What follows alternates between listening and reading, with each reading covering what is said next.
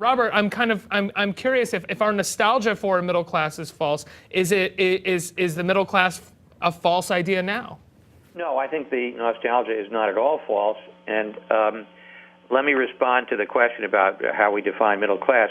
I think it's two things. I think it's people who live paycheck to paycheck, who cannot afford to be unemployed without suffering a severe reduction in their standard of living. And it's folks who live the dream, who maybe can afford to buy a house, can afford to send their kids to college, can afford to put food on the table without having to work 2 and 3 jobs. And by any test, statistically, people who are middle class by that sort of definition has declined. The people who consider themselves middle class, who aspire to be middle class, are more insecure economically, and that's primarily because of changes in the labor market.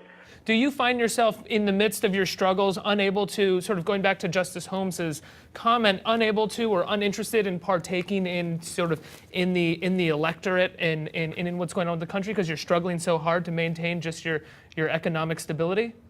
The funny thing is that it probably has the opposite effect. I'm more involved now politically than I ever was before because of the things that I see going on. There's a deep recognition within my family, and we're a family of immigrants, and we really understand that the political process has the ability to affect our lives for decades to come. So my family is a very voting family. Everyone gets out and we vote. We listen to the issues, we follow them, and we vote the way that we think will affect our family in the future.